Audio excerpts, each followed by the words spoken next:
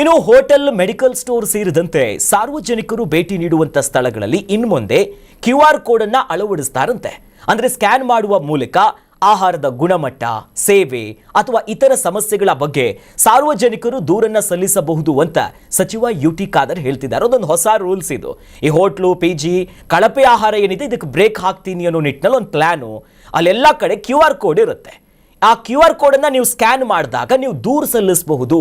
ಕರ್ನಾಟಕದಲ್ಲೇ ಮೊದಲ ಬಾರಿಗೆ ಇಂತಹ ಒಂದು ಹೊಸ ವ್ಯವಸ್ಥೆ ತರ್ತಿದ್ದಾರೆ. ಒಂದು ಎಕ್ಸ್ಪೆರಿಮೆಂಟಲ್ ಆಗಿ ಒಳ್ಳೆದಾಗ್ಲಿ. ಅಂದ್ರೆ ಬೆಂಗಳೂರಿನ ಹೋಟೆಲ್ಲು, ಈ ಹಾಸ್ಟೆಲ್ಲು, PG ಎಲ್ಲ ಕಡೆ ಆ QR ಕೋಡ್ ಇರುತ್ತೆ. ನೀವು ಸ್ಕ್ಯಾನ್ ಮಾಡಿ ಆಹಾರದ ಗುಣಮಟ್ಟ ಹೆಂಗಿದೆ, ಇದನ್ನು ತಿನ್ಬೋದಾ ಬೇಡವಾ, ರೇಟಿಂಗ್ ರೀತಿಯಲ್ಲಿ ಅಥವಾ ನೀವು ಡಿಸ್ಕ್ರಿಪ್ಷನಲ್ಲಿ ಬರೆಯೋ ರೀತಿಯಾದಂಥ ಒಂದು ವ್ಯವಸ್ಥೆಯಂತೂ ಮಾಡ್ತಾರೆ. ಅಷ್ಟೇ ಅಲ್ಲ, ಕಳಪೆ ಆಹಾರ ಕೊಡುವಂಥ ಈ PG ಎಲ್ಲ ಮೇಜರ್ ಹಾಟ್ಸ್ಪಾಟ್ ಈ ರೀತಿ.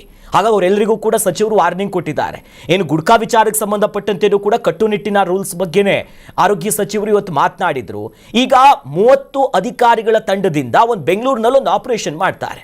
60ಕ್ಕೂ ಹೆಚ್ಚು ಸ್ಟಾರ್ ಹೋಟೆಲ್ಗಳ ಮೇಲೆ ಮೊದಲಿಗೆ ದಾಳಿ ಮಾಡ್ತಾರಂತೆ. ಯಾರ್ಯಾರು ಅವಧಿ ಮೀರಿದ ಈ ಆಹಾರ ಇಟ್ಕೊಂತಾರೆ, ಮಾಂಸ, ಅವರೆಲ್ಲರ ಮೇಲೂ ಕೂಡ ಆಕ್ಷನ್ ಆಗುತ್ತೆ ಅನ್ನೋದಾಗಿ ಹೇಳಿದ್ದಾರೆ. ಇನ್ನು ಅನೇಕ ಬಾರಿ ಬೇರೆ ಬೇರೆ ರೀತಿಯಾದಂಥ ಮಾಂಸಗಳು ಕೂಡ ಅಲ್ಲಿ ಸಿಕ್ಕಿದೆಯಂತೆ.